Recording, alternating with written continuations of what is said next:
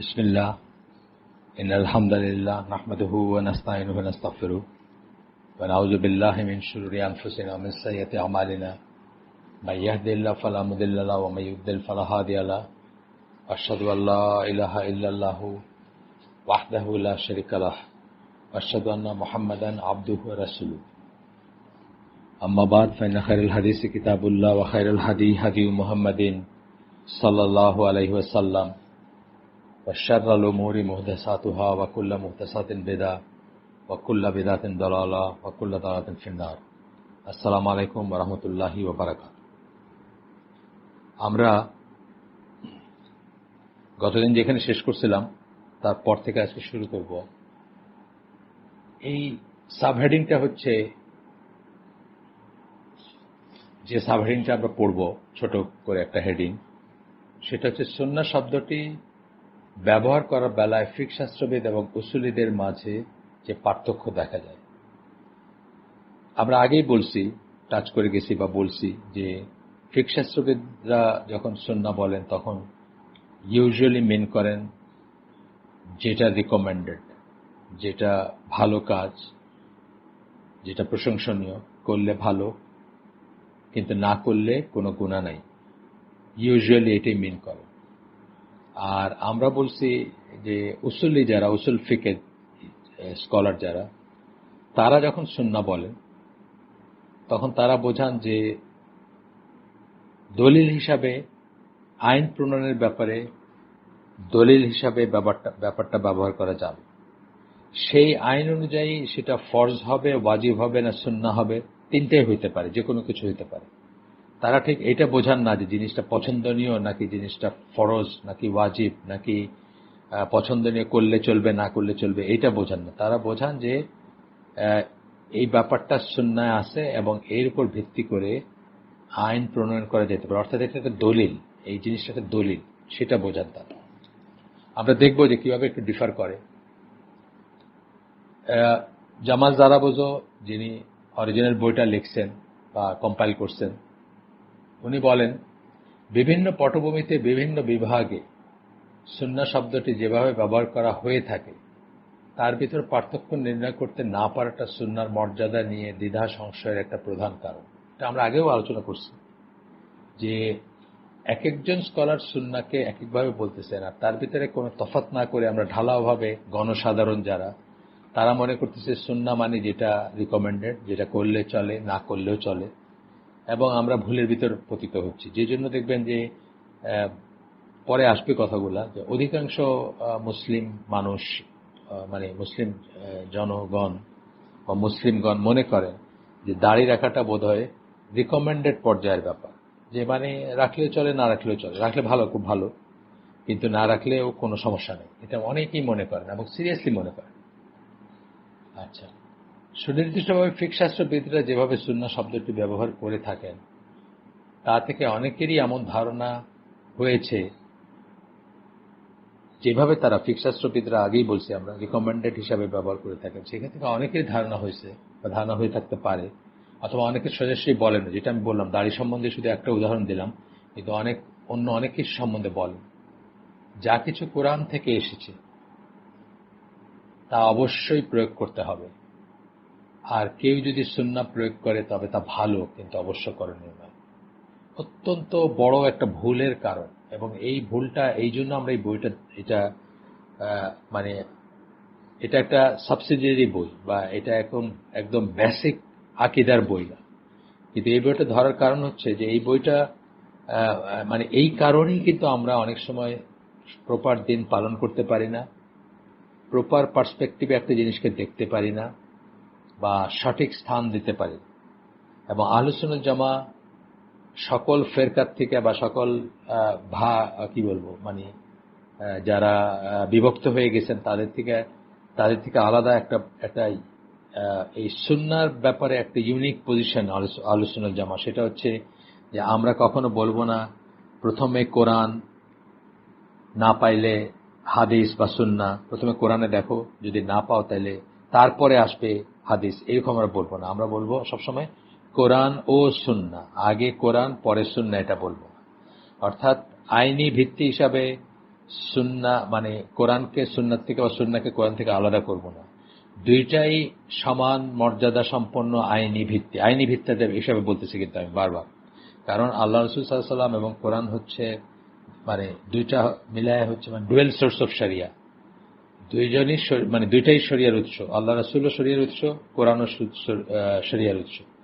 সুতরাং এই দুইটাকে একটার এগেইনস্ট আরেকটাকে দাঁড় করা যাবে না, বা একটাকে আরেকটার চেয়ে আলাদা করে দেখা যাবে না, একটার উপর আরেকটাকে প্রেফার করা যাবে না। যে কোনো সময় আমরা যখন একটা মানে ফরজ ওয়াজিব বা কি করণীয় কি বর্জনীয় এটা নিয়ে কথা বলবো, তখন কোরআন এবং সুন্নাহর সমন্বিত অর্থটা নিতে হবে। ঠিক আছে? তো এখানে বলতেছেন যে কিন্তু অধিকাংশ মানুষের দেখবেন আপনি, মুসলিমদেরই কথা বলতেছি, যে তাদের ইভেন ওয়েস্টার্ন রাইটাররাও যারা ইসলাম নিয়ে লেখালেখি করছেন, ইসলামকে বোঝার চেষ্টা করছেন, তারাও দেখবেন অনেক সময় এই ট্র্যাপটাতে পড়েন, বা তারা পড়তে পারেন, তারা তো বিধর্মী যাই হোক, অথবা বিদেশি বা ভিনদেশি আজামি। কিন্তু আমরা যারা আরবি, ইভেন আরবরা অথবা যারা আরবি ভাষা মোটামুটি ভাবে জানেন, তাদের ভিতরে দেখা যাবে যে এই ভুলটা করেন। তারা কি বলবেন, যা কিছু কোরআন থেকে এসেছে তা অবশ্যই প্রয়োগ করতে হবে। আপনি আমাদের দেশে যে কোনো অ্যাভারেজ বই দেখলেই পাবেন এটা। ধরেন স্কুল কলেজের ইসলাম শিক্ষা বই অথবা আরো এরকমের যে কোনো অ্যাভারেজ বইতে ইসলাম নিয়ে কথা বলতেছে কেউ, এই কথাটাই বলবে। আর যদি সুন্নাহ প্রয়োগ করে, আর কেউ যদি সুন্নাহ প্রয়োগ করে, তবে তা ভালো, কিন্তু তা অবশ্য করণীয় নয়। এই একই জিনিস থেকে আসছে, দাঁড়িয়ে রাখলে ভালো কিন্তু অবশ্য করণীয় নয়। আরো অনেক কিছু আসছে এই ধরনের জিনিস, যেটা আসলে ফরজ পর্যায়ে, কিন্তু আমরা এটাকে লাইটলি দেখি। আচ্ছা, এটা লিটারেচারে পাবেন, যেটা বললাম যে কেবল কোরআনই কিছুকে ফরজ বলে প্রতিষ্ঠিত করতে পারে। যে কোনো কারোর সাথে একটা ডায়লগে যায়, মানে যা অ্যাভারেজ মুসলিম আমি বলতেছি। অফকোর্স আপনারা যারা এগুলো শুনতেছেন বা আল্লাহ রহমতে দিনের পর দিন শিক্ষা বা দিন শিক্ষার সাথে লেগে আছেন, তাদের কথা আমি বলতেছি না। আমি অ্যাভারেজ জাস্ট আপনার একজন কাজিন বা আপনার একজন আত্মীয় বা একজন প্রতিবেশীর সাথে আলাপ করে সে বলবে এরকম কথায় যে কেবলমাত্র কোরআনই কোনো কিছুকে ফরজ করতে পারে, আর সুন্নাহ কি করতে পারে, কোন একটা জিনিস রিকমেন্ড করতে পারে, পছন্দনীয় কি করতে পারে। আমরা দেখব যে ব্যাপারটা ঠিক না, আমরা ব্যাপারটা যে ঠিক না সেটা দেখব। সূরা বাকারা 282 নম্বর আয়াত, এটা সবচেয়ে বড় আয়াত কোরআনে, জানেন হয়তো আপনারা। মানে পরিসরের দিক দিয়ে, লেন্থের দিক দিয়ে সবচেয়ে বড় আয়াত। 31টা বাক্যাংশ আছে এখানে, সেন্টেন্স বা সেন্টেন্সের মতো আর কি বাক্যাংশ, ফ্রেজ আছে এখানে। এখানের ভিতরে আল্লাহ বলতেছেন, হে মুমিনগণ, তোমরা যখন একে অন্যের সাথে নির্ধারিত সময়ের জন্য কারবার করো, তখন তা লিখে রাখো। ঠিক আছে? এখন কোরআন বলতেছে এটা কি আমাদের জন্য ফরজ নাকি আমাদের জন্য মানে রিকমেন্ডেড, মানে মুস্তাহাব বা পছন্দনীয় জিনিস, নাকি এটা আমাদের জন্য অবশ্যকরণীয় জিনিস? এখানে বেশিরভাগ স্কলারের মতেই এই লিখে রাখার কথাটা এই জায়গায়, অন্য জায়গায় অন্যভাবে আছে, সেটা আলাদা আলাদা বিষয়। এই জায়গায় লিখে রাখার ব্যাপারটা হচ্ছে পছন্দনীয়, ফরজ বা ওয়াজিব না, অবশ্যকরণীয় না। তাই এই ধরনের লেনদেন লিখে রাখার ব্যাপারটাকে ফিকহ শাস্ত্রবিদরা একটা সুন্নাহ বা ফরজ নয় এমন ফিকহ শাস্ত্রবিদদের কথা আমরা বলতে, ফকিহ যারা, তারা কিন্তু এটাকে ফরজ ধরবেন না। যদিও কোরআন থেকে আসছে, তারা এটাকে সুন্নাহ বলবেন, এবং সুন্নাহ বলে তারা বোঝাবেন ফরজ নয় এমন পছন্দনীয় কাজ। কিন্তু আমরা স্পষ্টত দেখলাম এটা কোরআন থেকে আসছে। তাহলে কোরআন থেকে কোনো একটা কথা আসলেই সেটা ফরজ হয়ে যাবে এমন কথা না। সেটা কোন কনটেক্সটে বলা হয়েছে, কোন টোনে বলা হয়েছে, সেটা আমরা বুঝবো কোথা থেকে? রাসূল সাল্লাল্লাহু আলাইহি ওয়াসাল্লাম সেটাকে কিভাবে বুঝছেন, তার সাহাবীরা কিভাবে বুঝছেন, কিভাবে সেটার উপর আমল করছেন, সেখান থেকে আমরা বুঝবো যে এটা কি টোনটা কি ফরজের টোন, নাকি ফরজ বোঝাইতে বলা হয়েছে, নাকি রিকমেন্ডেড বোঝাইতে বলা হয়েছে। এরকম আরো আছে, আরো অনেক অনেক অনেক উদাহরণ পাবেন আপনারা, যেখানে কোরআনে একটা কথা বলা হয়েছে কিন্তু এটা জাস্ট অটোমেটিক্যালি ফরজ না, হয়তো কিছু করতে বলা হয়েছে কিন্তু এটা ফরজ পর্যায়ে না। আরো দেখবো আমরা, আরো উদাহরণ আছে। এখানে আরেকটা উদাহরণ দিচ্ছেন যে একই ইসের পরবর্তী আয়াতে সূরা বাকারা 283 নম্বর আয়াতে বলতেছেন, তোমরা যখন পরস্পরের মধ্যে বেচাকেনা করো তখন সাক্ষী রাখো। এটাও শুনলে মনে হবে যে হয়তো কোরআন থেকে আসছে, কিন্তু আসলে এটা কোরআনের এই আদেশ এমন একটা কাজের আদেশ যা কিনা পছন্দনীয়, কিন্তু ফরজ বা অবশ্য করণীয় নয়।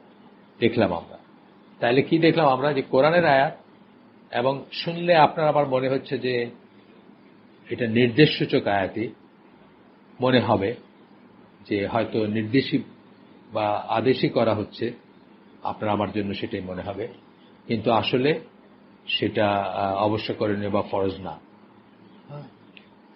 তার মানে এই নয় যে কাজটি ফরজ। আচ্ছা, আবার উল্টাটা আমরা দেখব যে কোরআনে উল্লেখই করা হয় নাই, এটা আমরা আগেও বলছি, অনেকখানে বলছি, দুইটা উদাহরণ দিই আমরা সাধারণত, যে কোরআনে উল্লেখই করা হয় না এরকম জিনিস কিন্তু ফরজ বা ওয়াজিব। যেমন দাড়ি রাখার ব্যাপার, আল্লাহ রাসূল সাল্লাল্লাহু আলাইহি ওয়াসাল্লাম বুখারীর হাদিসে বলেন, মুখ ছোট করে ছাটো এবং দাড়ি রাখো, দাড়িকে ছেড়ে দাও বলেন আর কি, মানে ছেড়ে দাও, লিভ ইট অ্যালোন, এরকম বলেন। রাসূল সাল্লাল্লাহু আলাইহি ওয়াসাল্লামের এই উক্তি এবং আরো অনেক বক্তব্য থেকে বেশিরভাগ স্কলারই দাড়ি রাখাকে ফরজ বা ওয়াজিব মনে করে। বেশিরভাগ স্কলারই দাড়ি রাখাকে ফরজ বা ওয়াজিব মনে করে। যারা সুন্নাহ মনে করে এটাকে লাইট করতে চান, তাদের পজিশনটা হচ্ছে ওই যে বললাম, যে মানে যেটা কোরআনে আছে সেটা ফরজ, যেটা কোরআনে নাই সেটা ফরজ না, বা কোরআনই কেবল ফরজ করতে পারে, হাদিস বা রাসূল রিকমেন্ডেড করতে পারেন, সুন্নাহ কিছুকে রিকমেন্ড করতে পারে। এই সমস্ত মাইন্ডসেটগুলা বা এই সমস্ত ট্র্যাপগুলাতে পড়ার জন্য কিন্তু মানুষ অনেক সময় বুঝে না, বা অনেকেই জানবেন না, বা অনেকেই চিন্তা করেন না যে এটা ফরজ কিনা। যেমন ধরেন কোরআনীয়নরা, তারা তো কোরআনের নির্দেশগুলাকে যেভাবে দেখে সুন্নাহকে সেভাবে দেখে না, সেই রকম পাত্তা দেয় না তারা, বা মনে করে যে সুন্নাহ মানার দরকার নেই। অনেকেই মনে করে তারা সুন্নাহ মানার দরকার নেই, বা সুন্নাহ ইজ নট দ্যাট ইম্পর্টেন্ট। তো তারা এটাকে একদম মানে ফু দিয়ে উড়াই দিবে আর কি, মানে মোচ ছোট রাখতে বলছেন রাসূল সাল্লাল্লাহু আলাইহি ওয়াসাল্লাম, দাড়ি ছেড়ে দিতে বলছেন, এটা জাস্ট একটা রিকমেন্ডেড বলছেন। কিন্তু আমরা সেভাবে নিব না, কারণ আমরা যে কোনো জিনিসের, যেমন ধরেন আরেকটা কথা বলি, উল্টাটা বলি, যে আল্লাহর নাম উচ্চারিত না হলে কোনো ওযু নাই, অর্থাৎ বিসমিল্লাহ ছাড়া কোনো ওযু নাই। এটা সকল বড় স্কলাররা বুঝছেন যে এটা আল্লাহ রাসূল তাগিদ দিতে বোঝাইছেন। বিসমিল্লাহকে কেউ, বড় স্কলারদের কথা বলতেছি, বা স্কলারদের ঐক্যমতের কথা বলতেছি, বা মেইন স্ট্রিম স্কলারদের কথা বলতেছি, বিসমিল্লাহ বলাকে কেউ ওযুর শর্ত মনে করেন বা ওযুর ফরজ মনে করেন। মানে বিসমিল্লাহ কেউ বলে নাই ভুলে তার ওযু হয় নাই, এটা মনে করবেন না কেউ, but it is highly recommended, সেটা অন্য কথা। উল্টাটা বললাম। আচ্ছা, রাসূল সাল্লাল্লাহু আলাইহি ওয়াসাল্লামের এই উক্তি এবং আরো অনেক বক্তব্য থেকে বেশিরভাগ স্কলার দাড়ি রাখাকে ফরজ বা ওয়াজিব মনে করেন। স্কলাররা দাড়ি রাখাকে ফরজ বা ওয়াজিব মনে করেন। আচ্ছা, এই ক্ষেত্রেও কেউ যদি সুন্নাহ বলে, কথাটা জাস্ট সুন্নাহ, এবং কে সুন্নাহ বললেন, কেন বললেন, সেটা যদি তাহকিক না করে, ধরেন একজন উসুলি বলবেন যে এটা উসুল ফিক, যারা ইসলামী আইনের থিওরিটিক্যাল সেটটা যারা দেখেন, কোনটা দলিল না, এগুলো নিয়ে যারা গবেষণা করেন, তারা কি বলবেন যে দাঁড়িয়ে রাখার ব্যাপারটা সুন্নায় আছে। কিন্তু আপনার মাইন্ডসেট যদি থাকে যে সুন্নায় আছে বলতে দ্যাট উইচ ইজ রিকমেন্ডেড, বা যেটা আপনার প্রশংসনীয় বোঝানো হচ্ছে, তাইলে কিন্তু আপনার ট্র্যাপে পড়ে যাবেন, ভুল করবেন, তাই না? তো এটা বোঝার ব্যাপার আছে। তো কিন্তু ফিকহ শাস্ত্রের ভিতরে সুন্নাহ শব্দটি যে অর্থে ব্যবহার করেন, উসুল ফিকের বলবেন কিন্তু যে দাড়ি রাখা সুন্নায় আছে, বা আমরা এটাকে দলিল হিসাবে ব্যবহার করতে পারি। সুন্নায় যে কথাটা বলছেন বুখারীর যে হাদিসটা, এটাকে দলিল হিসাবে ব্যবহার করতে দাড়ি রাখার পক্ষে, এবং দাড়ি রাখতে হবে এটার পক্ষে, এটা সুন্নায় আছে, এই কথাটা বললেন তারা। কিন্তু আপনি যদি ফিকহ শাস্ত্রবিদদের মিনিংটা বোঝেন যে দ্যাট হুইচ ইজ রিকমেন্ডেড, তাইলে কিন্তু আপনি এখানে একটা ট্র্যাপে পড়বেন বা ভুল করবেন। কিন্তু ফিকহ শাস্ত্রবিদদের সুন্নাহ শব্দটি যে অর্থে ব্যবহার করে থাকেন, ব্যাপারটা সেই পর্যায়ে নয়, বরং এই কাজটি ব্যাপারে বিধান হচ্ছে যে তা অবশ্যকরণীয়, বা ফিকহ শাস্ত্রবিদদের ভাষায় যেটা হবে আসলে ওয়াজিব। ঠিক আছে? যখন দাঁড়িয়ে রাখার কথাটা আসবে, একজন উসুল ফিকের স্কলার বলবেন যে এটা সুন্নায় আছে, এটাকে মানে এটা দলিল আছে সুন্নায়, এইভাবে উনি হয়তো বলবেন। কিন্তু যখন একজন ফিকহ শাস্ত্রবিদ বলতে যাবেন তখন তার বলা উচিত যে এটা ওয়াজিব, কারণ উনি সুন্নাহ বললে ভুল বোঝার চান্স আছে। আচ্ছা, এই ধরনের একটা উদাহরণ হচ্ছে যে যাকাতুল ফিতর। আমরা এগুলো আগে বলছি আপনাদের সাথে, তো মানে এইভাবে মেথডিক্যালি বলি নাই বা এইভাবে একদম ধরে ধরে বলি নাই, কিন্তু আগে অনেক প্রসঙ্গে এই কথাগুলো আসছে। এই উদাহরণগুলো আসবে ঘুরে ফিরে, যে আল্লাহ রসুলের মুখ দিয়ে আল্লাহ রসুল যখন একটা কিছু অর্ডার করছেন এবং সাহাবীরা সেটা থেকে কি বুঝছেন তার উপর ডিপেন্ড করে সেটা ফরজ বা ওয়াজিব বুঝছেন। দাড়ি রাখার ব্যাপারটা যেরকম আমরা বললাম, মানে একজন সাহাবীকে পাওয়া যায় না যিনি দাড়ি শেভ করছেন, একজন সাহাবীর কোনো উদাহরণ পাওয়া যায় না, এতই সিরিয়াস। অথচ আমাদের দেশ বা পৃথিবীর অনেক মুসলমানরা এটা খুব লাইটলি নিয়ে থাকে, খুবই লাইটলি নিয়ে থাকে দেখবেন। আচ্ছা, আপনি মসজিদুল হারামে যদি একটা ভিডিও তো পাওয়া যায়, তারাবির ভিডিও পাওয়া যায় না, আপনি দেখবেন হয়তো 60-70% মানুষের দাড়ি নেই, এমনকি গোটি যেটাকে আমরা বলি যে ফ্রেঞ্চ কাট দাড়ি তাও নেই, ক্লিন শেপ দেখবেন, হয়তো 60-70% মুসলিমকে ক্লিন শেপ দেখবেন। তার মানে কি, মানে এই জিনিসটাকে কেউ সিরিয়াসলি নেয় না। আচ্ছা, এই জন্য আরেকটা উদাহরণ হচ্ছে যে বুখারী মুসলিমের ইসের থেকে ইবনে ওমরের বর্ণনায় আসছে যে রাসূল সাল্লাল্লাহু আলাইহি ওয়াসাল্লাম রমাদান মাসের শেষে যাকাতুল ফিতর আদায়ের ব্যাপারটা আদায় করাটা মুসলমানদের জন্য, মুসলিমদের জন্য অবশ্য করণীয়, ওয়াজিব বা ফরজ করে দিয়েছে। তো এরকম আরো অনেক বর্ণনার ভিত্তিতে এটা ইজমা, মানে স্কলারদের ইজমা। আমরা কি বলছি, কোরআন সুন্নাহর পরে ইজমাও কিন্তু একটা দলিল, হ্যাঁ, কনসেনসাস যেটাকে আমরা বলি, সকলের ঐক্যমত বা বড় বড় স্কলারদের ঐক্যমত বা মুস্তাহিদ আলেমদের ঐক্যমত বা সাহাবীদের ঐক্যমত, এক একটা বোঝাইতে আর কি আমরা ইজমা কথাটা ব্যবহার করতে, এবং ইজমা একটা দলিল। যখন সেটা সাহাবীদের ইজমা অথবা সেটা মুস্তাহিদ আলেমদের ইজমা বা আহলে সুন্নাহ জামাত স্কলারদের ইজমা, তখন সেটা একটা দলিল।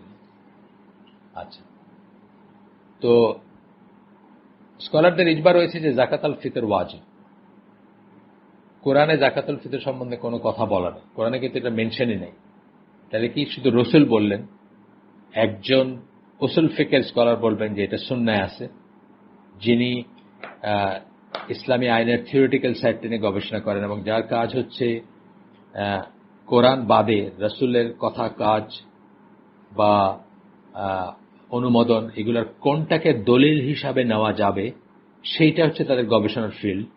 তখন তারা বলবেন যে এই জিনিসটা সুন্নায়ের দলিল আছে বা সুন্নায় আছে এটা।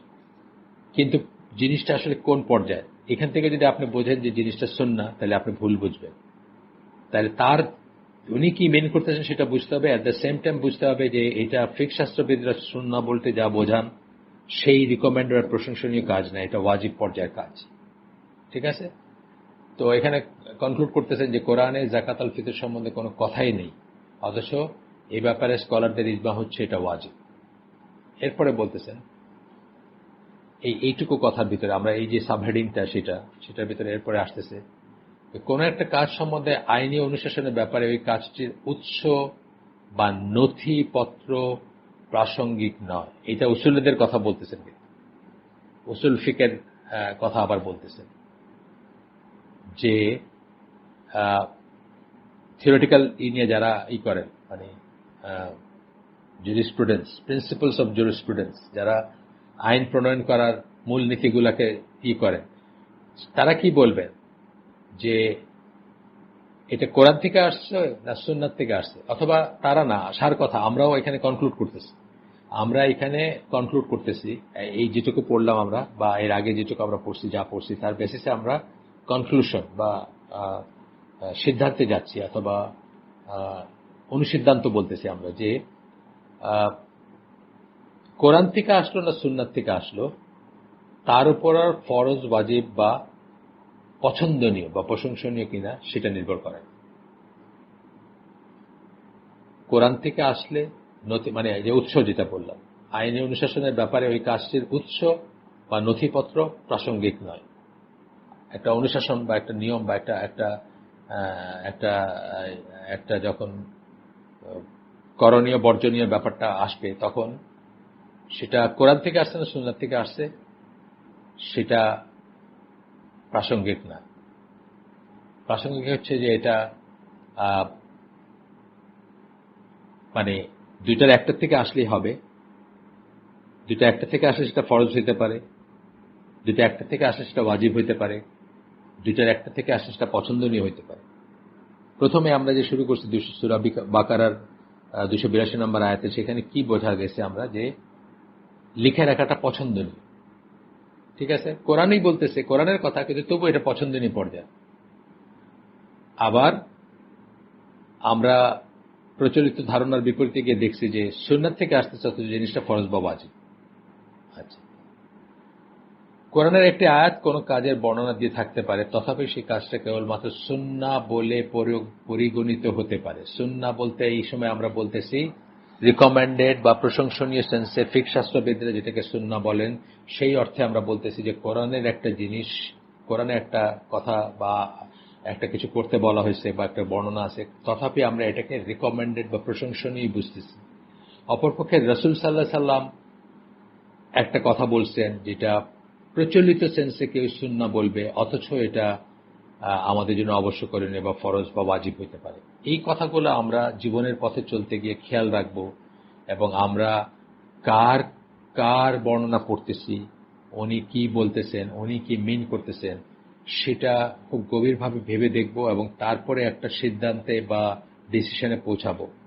ঢালাওভাবে একটা শব্দ থেকে হঠাৎ করে একটা কিছু বলবো না যে না, দাঁড়িয়ে রাখা তো সুন্নাহ, না রাখলে চলে, অথবা যাকাতুল ফিতর তো কোরআনে নাই, না দিলেও চলে, মানে যেটাকে ফিতরা বলি আমরা, কোরআনে তো নাই, এটা তো এটা ফরজ না, এই ধরনের কথা আমরা বলবো না। এই প্রসঙ্গে সবাই যে ভুলটা করে থাকেন তার উৎস হচ্ছে এই বাস্তবতা যে সুন্নাহ শব্দটি এখানে দুই ধরনের নিহিতার্থ বা দুটো ভিন্ন শাখার নিজস্ব সংজ্ঞায় সংজ্ঞায়িত। দুইটা ডিফারেন্ট শাখার সংজ্ঞার থেকে সুন্নাহটা আসতেছে। একটা হচ্ছে ফিকহ শাস্ত্রবিদদের যে সংজ্ঞা, সেটাতে এটা হচ্ছে প্রশংসনীয়, আর উসুল ফিকি বা ফকি যারা, উসুলি যারা, মাফ করবেন, উসুল ফিকের স্কলার যারা, যাদেরকে আমরা উসুলি বলি, ফিকহ শাস্ত্রবিদদের আমরা ফকি বলি, আর উসুল ফিকের স্কলারদের আমরা উসুলি বলি। তাইলে ফিকহ শাস্ত্রবিদ যখন সুন্নাহ বলবেন, আবারও একদম স্পষ্ট মাথায় ঢুকায় নেই, তখন ইউজুয়ালি উনি রিকমেন্ডেড বোঝাবেন জিনিসটাকে। আর একজন উসুলি বা উসুল ফিকের স্কলার যখন সুন্নাহ বলবেন, তখন উনি বোঝাবেন এটা ফরজও হইতে পারে, এটা ওয়াজিবও হইতে পারে, অথবা এটা আপনার কি বলে রিকমেন্ডেড মুস্তাহাব পর্যায়েরও হইতে পারে। কিন্তু উনি বোঝাচ্ছেন যে এটা রাসূলের কথা, কাজ, অনুমোদনের ভিতরে এটা দলিল আছে, এবং এটার ভিত্তিতে আমরা একটা অনুশাসন বা একটা রুলিং বা একটা নিয়ম বা একটা প্রবর্তন করতে পারি, বা সেটা করার মানে করতে হবে বা করতে পারি, মানে এই কথাগুলো আসবে। সোজা কথা, মানে এটার একটা আইনি ভিত্তি আছে। তো আজকে আমরা আরেকটা সাব হেডিং এ গেলাম না, যদিও একটু ছোট হবে হয়তো আজকের এটা, কারণ ওই সাব হেডিংটা গেলে আবার অনেক কথা বলতে হবে যেটা আপনাদের মাইন্ডসেটের জন্য নতুন। সেই জন্য আমরা ওইটা আগামীদের জন্য ইনশাল্লাহ রেখে দিলাম। আজকে এত একটু ছোটই হলো আয়োজনটা। সুবহানাকা আল্লাহুম্মা বিহামদিকা আশহাদু আল্লা ইলাহা ইল্লা আনতা আস্তাগফিরুকা ওয়া আতুবু ইলাইক। আমরা যা শুনলাম তার ভিতর ভালো কিছু শুনে থাকলে সমস্ত প্রশংসা আল্লাহর, খারাপ কিছু শুনে থাকলে সমস্ত ব্যর্থতা আমার, এবং সেটা শয়তানের তরফ থেকে। আমরা যে কথাগুলো শুনলাম তার ভিতর ভালো যা শুনছি সেটার উপর আমল করার চেষ্টা করব, চিন্তা করব, রিফ্লেক্ট করব, কথাগুলো আবার হয়তো শুনবো বা একটু পড়াশোনা করব। যে সামারি যদি বলি আমরা, যে একটা জিনিস কোরআনে থাকতে পারে অথচ তা ফরজ না হইতে পারে, একটা জিনিস হাদিসে থাকতে পারে অথচ সেটা ফরজ হইতে পারে। উল্টাভাবে একটা জিনিস ফরজ হওয়ার জন্য, উল্টাভাবে না, মানে আরেকভাবে বলতে গেলে, একটা জিনিস ফরজ হওয়ার জন্য সেটা কোরআনে থাকাটা কোনো শর্ত না, আর একটা জিনিস রিকমেন্ডেড হওয়ার জন্য সেটা সুন্নায় থাকাটা কোনো শর্ত না।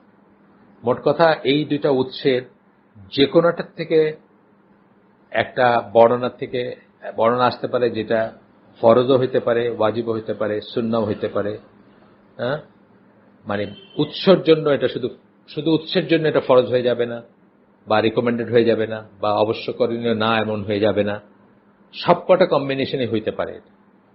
এবং আমরা যত আরো যত পড়াশোনা করবো আমরা দেখবো যে আরো আসবে, আরো ওয়াইডার জিনিস আসবে, বা অনেক এই বইতেই আমরা পরবর্তীতে পড়ব যে আল্লাহ বলে দিয়েছেন যে এই এই এই জিনিস তোমাদের জন্য হারাম।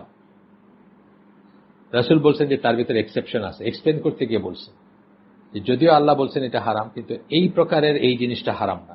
যেমন মৃত মৃত পরে আসবে এগুলো সব কথা, তারপর আমি জাস্ট প্রসঙ্গত বলতেছি। যেমন মৃত প্রাণী, হ্যাঁ, মৃত প্রাণী, মরা জানোয়ার, এটা হারাম বলছেন আল্লাহ কোরআন না।